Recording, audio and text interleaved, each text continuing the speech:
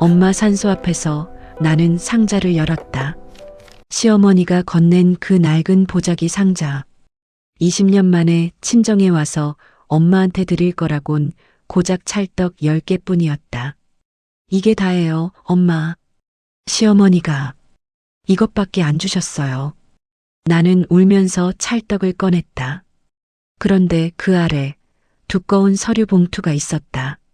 이야기 한 잔 나누기 전 구독과 좋아요로 자리를 함께 해주세요. 지금 계신 곳을 댓글로 남겨주시면 그 공간에 따뜻한 인생의 향이 가득 퍼지길 바라겠습니다. 손이 떨렸다. 봉투를 열었다. 첫 장, 채무 완납 증명서. 2억 원. 아버지 부도 빚. 20년 전 그 빚이 다 갚아져 있었다. 채무자 명의 박말순. 시어머니였다. 두 번째 봉투를 열었다. 은행 이체 내역서였다. 2003년 3월부터 2023년 11월까지 매달 50만 원씩 240개월 빠짐없이 받는 사람 최정남 채권자, 보내는 사람 박말순. 나는 종이를 떨어뜨렸다. 시어머니가 20년 동안 우리 집 빚을. 숨이 막혔다. 시어머니는 나한테 통장 한 번 안 만들어줬다. 옷 한 벌 사주지 않았다. 화장품 버렸다. 병원비 아깝다고 했다. 그런데 매달 50만 원씩 20년 동안 남몰래 빚을 갚아주고 있었다. 세 번째 봉투, 편지였다. 엄마 필체였다. 말순 씨, 우리 은미 잘 부탁합니다. 제가 빚 때문에 딸을 고생시켰습니다. 은미는 착한 아이입니다. 제발 잘 보살펴 주세요. 날짜는 2008년 4월. 그리고 그 아래 또 다른 편지. 시어머니 필체였다. 은미야, 네 엄마는 네가 결혼 5년 차 때 돌아가셨다. 네한테 말 안 한 건 네가 상처받을까 봐. 빚은 내가 다 갚았다. 이제 네는 자유다. 네 인생 살아라. 나는 그 자리에 무너졌다. 엄마가 15년 전에 돌아가셨다고? 시어머니가 나한테 말도 안 하고 그날 아침으로 돌아가 본다. 2024년 1월 15일 새벽 5시. 나는 20년 만에 친정에 간다고 짐을 쌌다. 낡은 캐리어. 손잡이가 부러져서 테이프로 감았다. 옆구리 천도 찢어져서 비닐로 덧댔다. 이게 내가 가진 전부였다. 43년을 살았는데 가진 게 부러진 가방 하나. 나는 거울을 봤다. 해진 점퍼, 색 바랜 청바지. 20년 전이나 지금이나 똑같은 옷이었다. 거실로 나왔다. 빌라는 조용했다. 시어머니는 부엌에서 뭔가 끓이고 있었다. 김치찌개 냄새가 났다. 나는 인사했다. 어머니, 일찍 일어나셨네요. 시어머니는 대답 없이 냄비만 저었다. 나는 익숙했다. 20년 동안 일했다. 말이 없는 시어머니. 차가운 등. 나는 식탁에 앉았다. 시어머니가 그릇을 내 앞에 놓았다. 일찍 나가려면 밥이나 먹고 가라. 그게 다였다. 잘 다녀와라. 조심해라. 엄마 산소 앞에 절 잘해라. 그런 말 없었다. 나는 혼자 밥을 먹었다.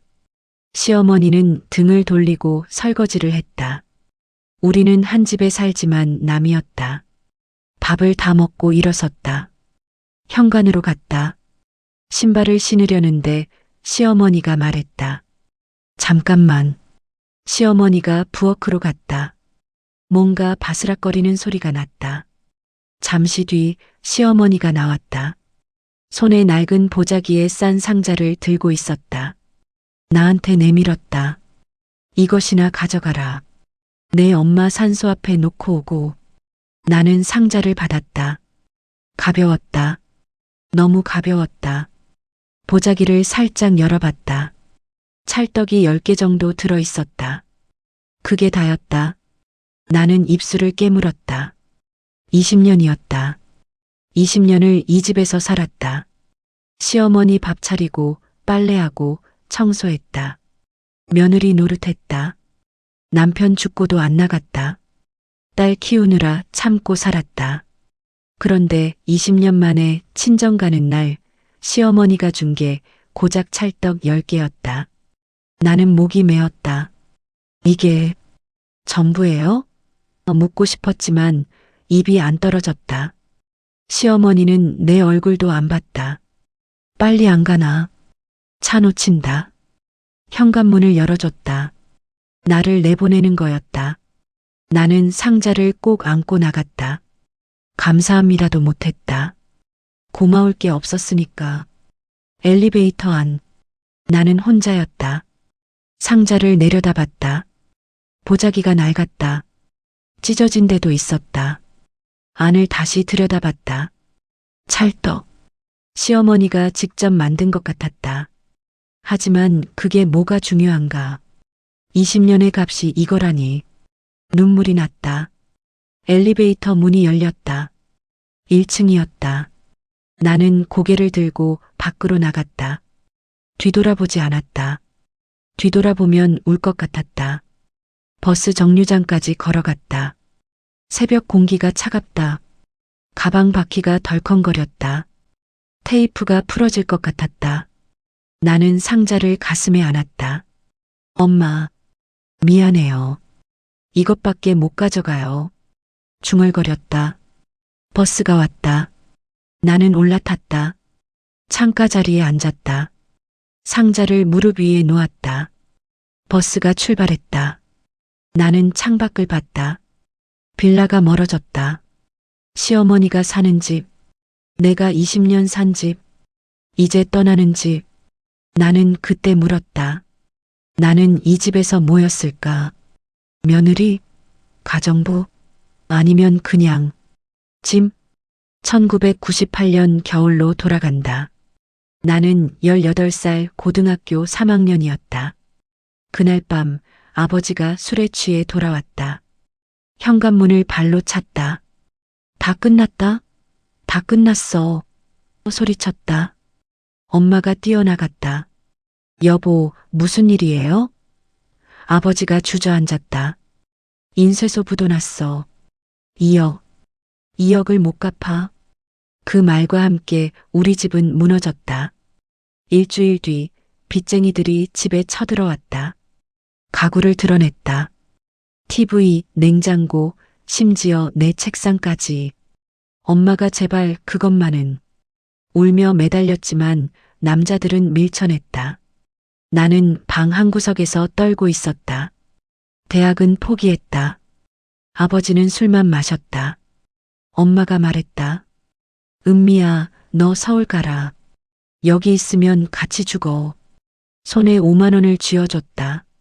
그게 엄마가 줄 수 있는 전부였다. 나는 고속버스를 탔다. 뒤돌아봤다. 터미널 입구에서 엄마가 손을 흔들고 있었다. 작아졌다. 점이 됐다. 사라졌다. 나는 그때 알았다. 나는 이제 혼자라는 걸. 서울 구로공단. 봉제 공장에 들어갔다. 하루 14시간 일했다. 재봉틀 앞에 앉아 같은 동작을 반복했다. 손가락에 물집이 잡혔다. 터졌다. 피가 났다. 그래도 멈출 수 없었다. 한 달에 50만 원 받았다. 쪽방 촌월세가 15만 원이었다. 밥값으로 10만 원 썼다. 나머지 25만 원은 고향 엄마한테 보냈다. 엄마한테서 편지가 왔다. 은미야, 너 먹고 살아라. 엄마는 괜찮다. 하지만 편지 끝에 빚쟁이들이 또 왔다고 써 있었다. 나는 더 일했다. 3년이 지났다. 2001년 가을 공장이 문을 닫았다. 사장이 도망갔다. 월급도 못 받았다. 나는 길거리에 서 있었다. 21살. 가진 거라곤 쪽방 하나뿐이었다. 이력서를 들고 돌아다녔다. 식당 주방 보조, 마트 계산원, 편의점 야간 알바. 다 떨어졌다. 경력 없음, 고졸, 나이 어림. 거절 이유는 다양했다. 한 달이 지났다. 쪽방 월세를 못 냈다. 집주인이 문을 두드렸다. 내일까지 안 내면 나가. 나는 마지막 남은 돈 3만 원을 들고 길을 걸었다. 그때 봤다. 주방 보조구함, 경력 무관, 급여 당일 지급벽보가 붙어 있었다. 식당 이름은 박말순 식당. 나는 문을 열었다. 안은 좁았다. 테이블 4개. 주방이 보였다. 거기 한 여자가 서 있었다. 50대 중반쯤 보였다. 파마머리, 앞치마, 거친 손. 나를 봤다. 일할 줄 아나? 나는 고개를 끄덕였다. 여자가 다가왔다. 내 손목을 잡았다. 거칠게 쥐었다. 손 좀 보자. 공장 다녔구나. 손에 굳은 살 있네. 손을 놓았다. 나를 위아래로 훑어봤다. 내일부터 나와. 새벽 5시. 늦으면 자른다. 그게 박말순, 나중에 내 시어머니가 될 사람과의 첫 만남이었다. 주방은 지옥이었다. 새벽 5시부터 밤 10시까지. 설거지, 재료 손질, 청소. 쉬는 시간 없었다. 박말순은 말이 없었다. 지시만 했다. 이거 씻어, 저거 썰어, 빨리 안 해? 칭찬 한마디 없었다. 하지만 월급은 정확했다. 매달 25일 현금 봉투로 120만 원. 한 푼도 안 빠지고 나는 6개월을 버텼다. 그러던 어느 날 박말순 아들을 봤다. 점심시간이었다. 주방 뒤편 작은 문이 열렸다. 남자가 들어왔다. 30 초반쯤 보였다. 키 크고 마른 체형. 안경 쓰고 조용한 얼굴. 박말순 아들이었다. 박진수. 내 옆을 지나가다 멈췄다. 힘들지? 엄마가 워낙 까다로워서. 이거 먹어. 손에 김밥 하나를 쥐어줬다. 편의점 김밥이었다. 나는 그걸 받아들고 멍하니 있었다. 처음이었다. 이 집에서 누가 나한테 뭘 준 게. 진수가 웃었다. 천천히 먹어. 엄마 몰래. 문이 닫혔다. 나는 김밥을 봤다. 눈물이 났다. 왜 우는지 몰랐다. 그냥 따뜻해서. 1년이 지났다. 2002년 봄. 박말순이 나를 불렀다. 주방 문을 닫고 나랑 단둘이 앉았다. 우리 집에 들어와서 살래? 나는 귀를 의심했다. 네. 아들이 너 좋아한다더라. 결혼해라. 결혼? 나를? 나는 당황했다. 저는 집도 없고 빚도 있고. 알아. 내 사정 다 조사했어. 친정 빚2억. 아버지 술고래. 엄마 병약. 그래서 묻는 거다. 우리 집 들어올래? 조사했다고 했다. 내 모든 걸 알고 있었다. 나는 떨렸다. 조건 있다. 첫째, 친정하고 연 끊어라. 빚쟁이들 따라올까봐. 둘째, 이 집 며느리로 들어오는 거다. 손님 아니다. 밥값은 해라. 연을 끊으라고 했다. 엄마와. 나는 숨이 막혔다. 엄마는 어떻게 해요? 편지로만 해. 주소는 알려주지 마. 그게 내 엄마 지키는 길이다. 나는 고개를 숙였다. 선택지가 없었다. 쪽방에서 쫓겨날 날이 코앞이었다. 친정에 갈 수도 없었다. 빚쟁이들이 날 잡으면 끝이었다. 나는 대답했다. 하겠습니다. 결혼식은 없었다. 구청에 가서 혼인신고만 했다. 박진수가 옆에 앉아 도장을 찍었다. 나도 찍었다. 그게 다였다. 축하합니다. 한마디 없었다. 박말순은 안 왔다. 바빠서 못 간다고 했다. 우리는 식당 위층 빌라로 갔다. 작은 방 하나. 거기가 신혼집이었다. 짐을 풀었다. 가방 하나가 전부였다. 진수가 말했다. 미안해. 이것밖에 못 해줘서. 나는 고개를 저었다. 아니에요. 고마워요. 진심이었다. 지붕이 있는 것만으로도 감사했다. 다음 날 아침, 박말순이 방문을 두드렸다. 일어났나? 아침 준비 안 해? 새벽 5시였다. 나는 벌떡 일어났다. 부엌으로 갔다. 박말순이 서 있었다. 앞으로 아침은 내가 해. 며느리니까. 밥값은 해야지. 밥값. 첫날부터 밥값 이야기였다. 나는 앞치마를 둘렀다. 밥을 지었다. 국을 끓였다. 반찬을 꺼냈다. 박말수는 한마디 없었다. 맛있다는 말도 수고했다는 말도. 그냥 먹고 일어나고 식당으로 내려갔다. 나는 설거지를 했다. 그렇게 며느리 생활이 시작됐다. 한 달쯤 지났을 때 나는 엄마한테 편지를 썼다. 몰래. 엄마, 나 결혼했어요. 남편 괜찮은 사람이에요. 걱정 마세요. 우체통에 넣었다. 일주일 뒤 박말순이 찢어진 편지를 내 앞에 던졌다. 이게 뭐냐? 엄마한테 보낸 편지였다. 박말순이 우체부한테서 가로챘다. 주소 적지 말라 했지? 또 하면 내쫓는다. 편지가 찢어졌다. 엄마한테 가지 못한 편지. 나는 그걸 주워 모았다. 방에 가서 혼자 울었다. 진수가 들어왔다. 괜찮아? 왜 시어머니는 저한테 이렇게 차가워요? 엄마 원래 그래. 나한테도 그랬어. 익숙해질 거야. 익숙해지라고 했다. 나는 익숙해질 수 있을까? 그때는 몰랐다. 20년이 지나도 익숙해지지 않는다는 걸. 그렇게 1년이 지났다. 나는 임신했다. 딸이었다. 박말수는 딸 낳았다고 실망한 표정이었다. 아들이어야 했는데 중얼거렸다. 하지만 손주는 챙겼다. 나보다 손주를 더 챙겼다. 나는 산후조리도 제대로 못했다. 박말순이 미역국 한 그릇만 끓여줬다. 요즘 며느리들은 약하다. 그렇게 말했다. 나는 이불 속에서 울었다. 진수는 회사 일로 바빴다. 나는 혼자였다. 그리고 어느 날 이상한 걸 발견했다. 박말순 방에 놓인 낡은 가계부. 거기 적힌 글씨. 친정 빚 상환 마이너스 50만 원. 나는 그때 몰랐다. 그게 뭘 의미하는지.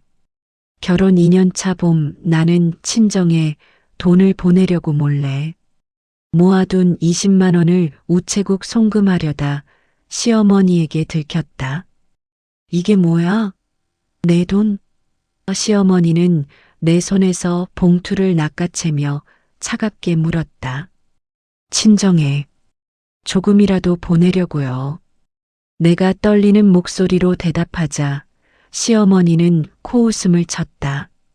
너 이 집에서 밥 먹고 자면서 무슨 돈이 내 거야? 이 돈은 생활비로 쓴다. 그날 이후 내 통장은 시어머니 손에 넘어갔고 나는 스스로 벌 권리마저 잃었다. 딸 수진이가 돌을 맞던 날 나는 친정 쪽 하객을 초대하고 싶었다. 어머니, 제 고향 친구 2~3명만 불러도 될까요? 조심스럽게 물었지만 시어머니는 손님들 앞에서 대놓고 말했다. 친정이 어딘데? 빚쟁이 집안이잖아. 그런 사람들 오면 우리 체면 깎인다. 주변 친척들이 웃음을 참는 소리가 들렸고 나는 얼굴이 화끈거려 고개를 들 수가 없었다. 그날 밤 나는 수진이 돌사진을 찢어버렸다. 이렇게까지 무시당하면서 살아야 하나 싶어 가슴이 무너졌다. 수진이가 초등학교에 입학하던 해 준비물 비용이 만만치 않았다. 어머니, 제가 낮에 파트타임 일이라도 하면 안 될까요? 용기 내어 물었지만 시어머니의 대답은 단호했다. 집안일은 누가 해? 애는 누가 봐? 나가지 마. 나는 그저 고개를 끄덕일 수밖에 없었다. 그러면서도 시어머니는 요즘 며느리들은 놀기만 하더라는 말을 입에 달고 살았다. 일하게도 해주지 않으면서 일 안 한다고 비난하는 모순 속에서 나는 점점 숨이 막혔다. 내가 독감으로 사흘째 알아눕자 시어머니는 방문을 열고 차갑게 말했다. 병원비 아깝다. 물이나 마시고 자라. 수진이가 어린 목소리로 할머니, 엄마 많이 아파요라고 하자 감기 따위로 병원 가면 약해진다는 답만 돌아왔다. 그날 밤 나는 40도 열에 시달리며 이 집에서 나는 그냥 물건 같은 존재구나 생각했다. 그런데 이상하게도 다음 날 아침 이불 옆에 해열제와 물 한 컵이 놓여 있었다. 시어머니가 놓고 간 건지 수진이가 놓은 건지 알 수 없었지만 나는 그냥 약을 삼켰다. 결혼 10년 차 남편 진수가 교통사고로 세상을 떠났다. 장례식장에서 시어머니는 눈물 한 방울 흘리지 않았다. 이제 우리 둘이 살아야지. 그 차가운 말이 내 가슴을 얼어붙게 했다. 남편 보험금 5천만 원이 나왔을 때 나는 최소한 수진이 교육비라도 떼어놓을 수 있을 거라 기대했다. 하지만 시어머니는 내 아들 보험금이다라며 전액 가져갔고 나에게는 한 푼도 주지 않았다. 나는 그날 밤 수진이를 안고 소리 없이 울었다. 이 집에 남편마저 없어진 지금 나는 대체 무엇으로 버티고 있는 걸까? 수진이가 중학생이 되던 해 나는 우연히 옛 친구에게서 온 카카오톡 메시지를 받았다. 은미야, 오랜만이다. 고향 동창에 오면 안 돼? 가슴이 뛰었다. 20년 만에 친구들을 만날 수 있다는 기대에 설레며 시어머니에게 말했다. 어머니, 이번 주말에 하루만 고향 다녀와도 될까요? 시어머니는 설거지하던 손을 멈추고 나를 쳐다봤다. 갈 데가 어디 있어? 너 친정 망한 지 몇 년인데. 창피하게 얼굴이나 들고 다니냐? 나는 그 자리에서 얼어붙었고 친구에게 미안, 못 갈 것 같아라는 답장을 보냈다. 수진이가 고등학생이 되자 시어머니는 손녀에게 노골적으로 나를 깎아내리기 시작했다. 수진아, 내 엄마처럼 살면 안 된다. 친정도 없고 돈도 없고 그렇게 무능하게. 수진이는 아무 말도 하지 않았지만 나를 보는 눈빛이 점점 차가워졌다. 어느 날 수진이가 엄마 나 대학 가면 기숙사 들어갈 거야. 집에 있기 싫어라고 말했을 때 나는 무너졌다. 시어머니가 딸마저 내게서 떼어놓고 있었다. 최근 들어 시어머니는 자꾸 이상한 말을 꺼냈다. 나 이제 늙었으니까 요양원 알아봐야겠다. 너도 편하고 나도 편하고. 처음엔 농담인 줄 알았는데 며칠 뒤 팸플릿 몇 장을 식탁에 던지며 말했다. 여기 괜찮아 보이더라. 내가 한번 가서 둘러봐. 나는 당황했다. 시어머니를 요양원에 보낸다는 건 마치 내가 효도를 포기한다는 뜻처럼 느껴졌다. 어머니, 제가 모시겠습니다. 내가 말하자 시어머니는 피식 웃었다. 내가 뭘 모셔? 그냥 집만 되지. 그러던 어느 날 나는 우연히 시어머니 방 서랍에서 낡은 가계부 한 권을 발견했다. 먼지 쌓인 표지를 넘기자 매달 빼곡히 적힌 숫자들이 보였다. 친정 빚 상환 마이너스 50만 원, 친정 빚 상환 마이너스 50만 원. 2003년부터 2023년까지 20년 동안 같은 항목이 반복되어 있었다. 손이 떨렸다. 이게 무슨 뜻이지? 시어머니가 내 친정 빚을 갚아왔다는 건가? 아니면 다른 의미인가? 나는 가계부를 덮고 서랍을 닫았지만 가슴이 두근거렸다. 뭔가 이상했다. 며칠 뒤 시어머니는 갑자기 내게 말했다. 너 친정 가고 싶지 않나? 한번 다녀와라. 20년 동안 친정 이야기만 나오면 차갑게 굴던 사람이 왜 갑자기 가라고 하는 걸까? 왜요? 갑자기 내가 의아해하며 묻자 시어머니는 고개를 돌렸다. 그냥 내 엄마 산소에 절이나 하고 오라고. 나는 그 말을 듣고 가슴이 뭉클했지만 동시에 불안했다. 무언가 숨기고 있는 것 같았다. 하지만 엄마 보고 싶다는 그리움이 의심을 덮었고 나는 알겠습니다라고 대답했다. 떠나기 전날 밤 나는 시어머니 방 앞을 지나다 작은 신음소리를 들었다. 문틈으로 살짝 들여다보니 시어머니가 배를 움켜쥐고 침대 모서리에 앉아 있었다. 얼굴이 창백했고 이마에 식은땀이 맺혀 있었다. 어머니, 괜찮으세요? 문을 열고 물었지만 시어머니는 화들짝 놀라며 손을 저었다. 신경 꺼. 그냥 체했어. 나는 불안한 마음으로 방을 나왔다. 그날 본 그 모습이 내 인생을 완전히 바꿔놓을 줄은 그때 몰랐다. 새벽 5시 나는 테이프로 감은 캐리어를 끌고 현관문을 열었다.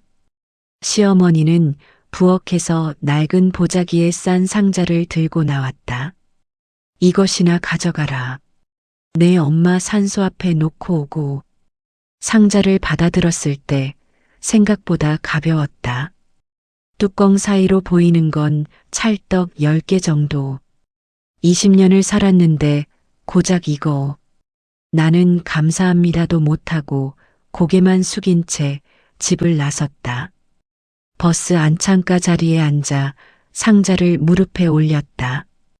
20년 만에 가는 친정인데 손에 든 건 이것뿐이었다. 엄마 산소 앞에 뭘 이렇게 초라하게 가져가나 싶어 눈물이 났다. 엄마, 미안해요. 딸이 이것밖에 못 가져가요. 중얼거리며 창밖을 보는데 20년 전 서울행 버스를 타던 날이 떠올랐다.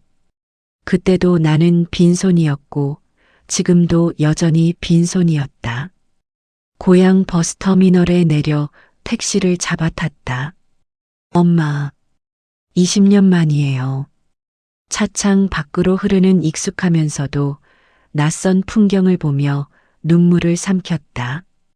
산소 입구에 도착해 비탈길을 오르는데 다리가 후들거렸다. 엄마를 마주할 용기가 나지 않았다. 이렇게 초라한 모습으로 이렇게 형편없는 선물을 들고 와서 무슨 얼굴로 절을 하나? 하지만 발걸음을 멈출 수는 없었다. 엄마 산소 앞에 무릎을 꿇었다. 엄마, 은미 왔어요. 목이 메어 더 이상 말이 나오지 않았다. 상자를 내려놓으며 이것밖에 못 가져왔어요. 시어머니가 고작 이것만 주셨어요 라고 중얼거렸다.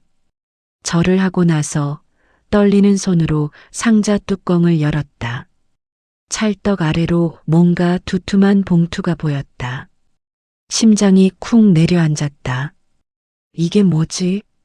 첫 번째 서류를 꺼내는 순간 손이 떨렸다. 채무 완납 증명서 마이너스 채무자 최병철 아버지 이름, 금액 2억 원, 완납일 2023년 11월 15일. 눈을 의심했다. 아버지 빚이 다 갚아졌다고? 두 번째 서류는 20년치 은행 이체 내역서였다.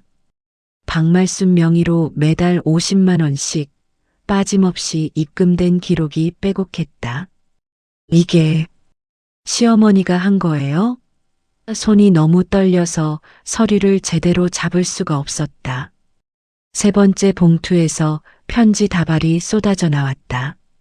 엄마 필체였다. 말순 씨, 우리 은미 잘 부탁합니다.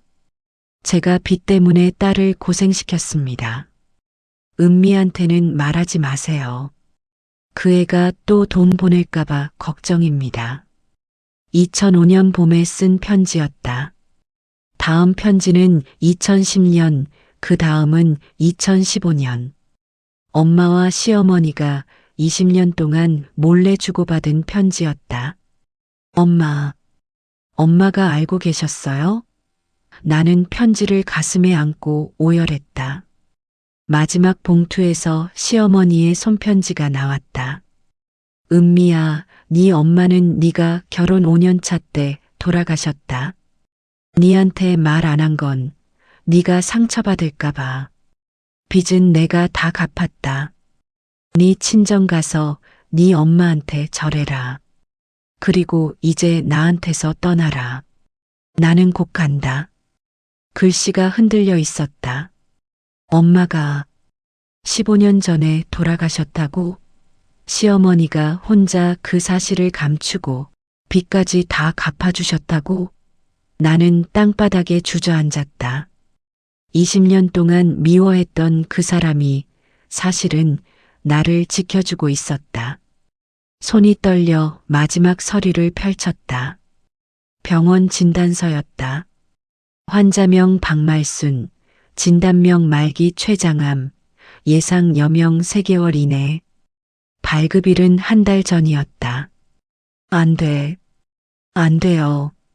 온몸에 소름이 돋았다. 시어머니가 죽어가고 계셨다. 그래서 나를 떠나보내려고 했던 거였다. 나는 상자를 붙들고 엄마 산소 앞에서 통곡했다. 제가 몰랐어요. 20년 동안 오해했어요.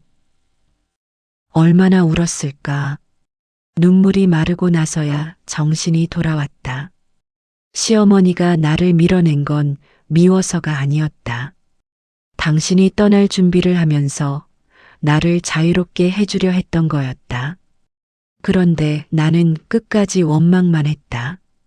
고작 찰떡 한 상자라고 20년이 이것뿐이냐고. 내가 얼마나 어리석었나. 나는 엄마 산소에 절을 올리며 중얼거렸다. 엄마, 제가 이제 알았어요. 시어머니가 엄마를 대신해서 저를 지켜주셨어요. 나는 서류들을 다시 상자에 담고 일어섰다. 이대로 있을 수는 없었다. 당장 서울로 돌아가야 했다. 시어머니를 만나야 했다. 20년 동안 하지 못한 말을 해야 했다. 감사합니다. 사랑합니다. 미안합니다. 이 세 마디를 이제라도 전해야 했다. 나는 택시를 잡아타며 빨리요. 고속버스 터미널로 가주세요라고 다급하게 말했다. 기사님이 급한 일 있으세요? 물었지만 대답할 겨를이 없었다.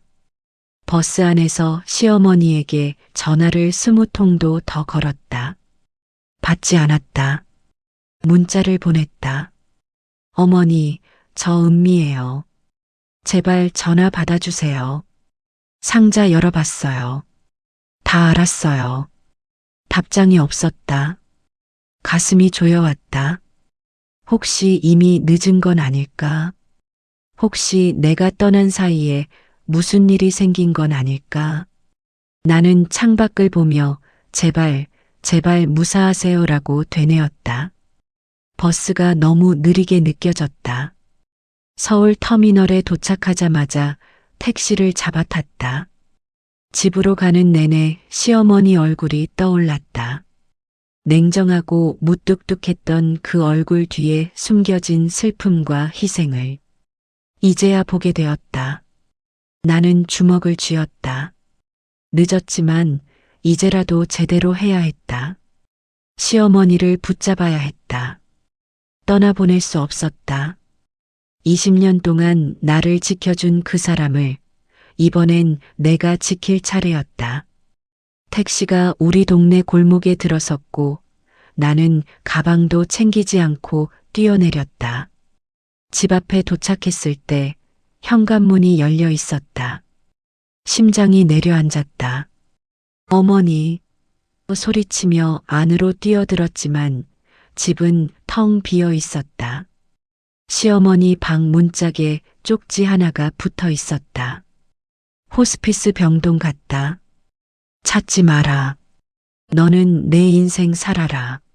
마이너스 말씀 마이너스. 나는 그 자리에 주저앉았다. 너무 늦었다. 내가 너무 늦게 알아버렸다. 이웃집 할머니를 붙잡고 물었다. 박말순 씨 어디 가셨어요? 할머니는 안쓰러운 눈으로 나를 보며 말했다. 오늘 아침 일찍 짐 싸고 구급차 타고 갔더라. 네 보고 찾지 말래. 혼자 가겠다고 고집부렸어. 나는 바닥에 쓰러졌다. 안 돼요. 안 돼요.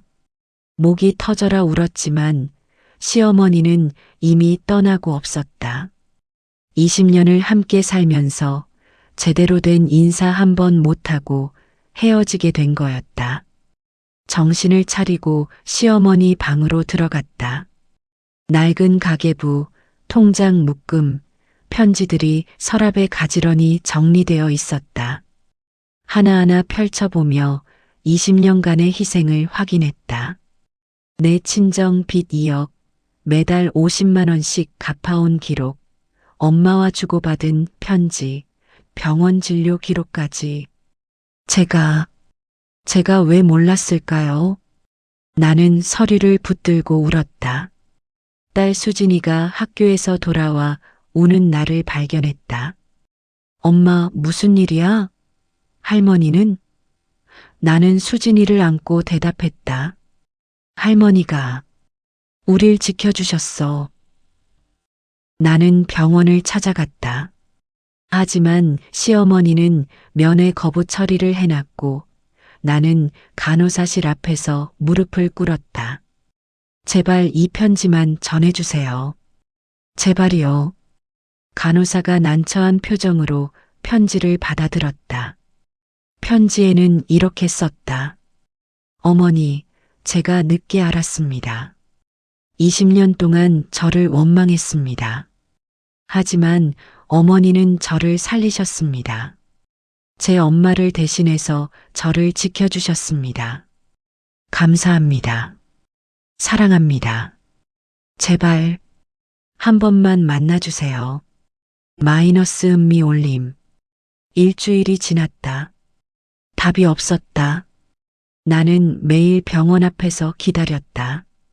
비가 오든 눈이 오든 아침부터 저녁까지 로비 의자에 앉아 있었다.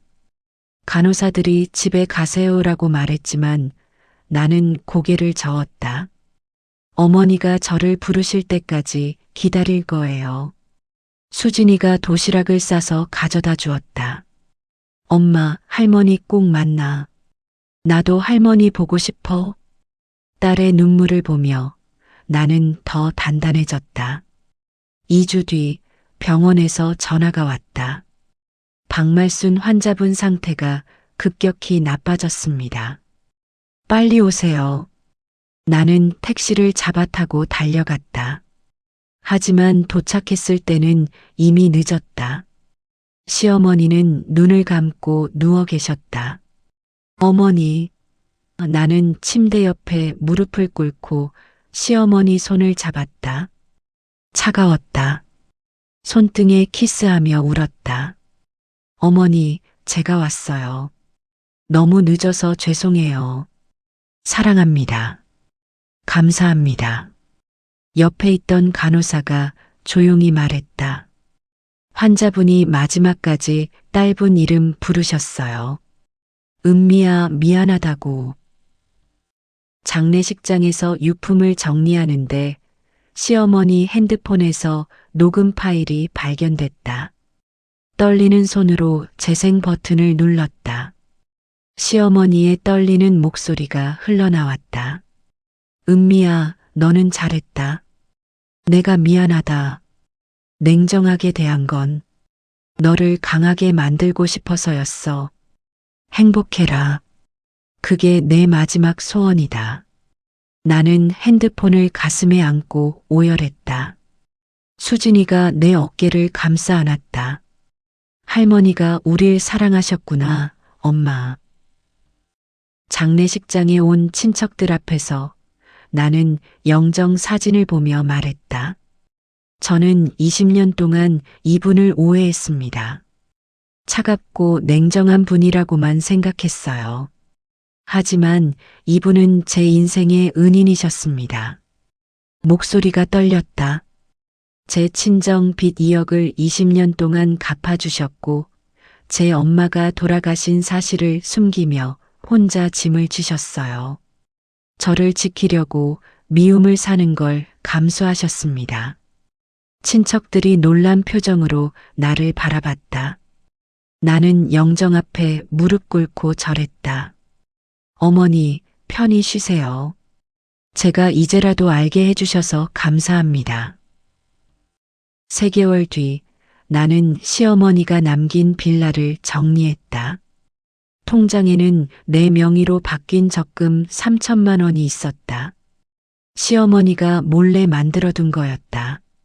나는 그 돈으로 수진이 대학 등록금을 냈고 나머지는 저축했다.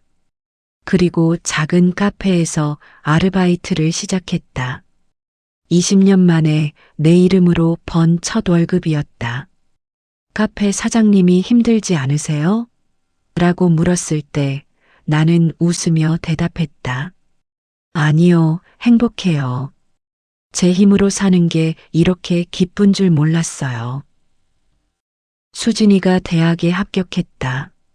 합격 통지서를 들고 오더니 엄마 할머니한테 보여드리고 싶다며 울었다. 우리는 함께 시어머니 산소를 찾아갔다. 비석 앞에 무릎 꿇고 절하며 말했다. 어머니, 수진이가 대학 붙었어요. 어머니 덕분입니다. 바람이 불어왔고 마치 시어머니가 웃으며 잘했다고 말하는 것 같았다. 나는 비석을 쓰다듬으며 중얼거렸다. 어머니, 이제 저 용서할게요. 그리고 절 용서해 주세요. 집으로 돌아오는 길에 수진이가 물었다. 엄마, 후회 안 해? 할머니한테 더 잘할 걸 그랬다고 생각 안 해? 나는 고개를 저었다. 후회는 해. 하지만 이제 알았잖아.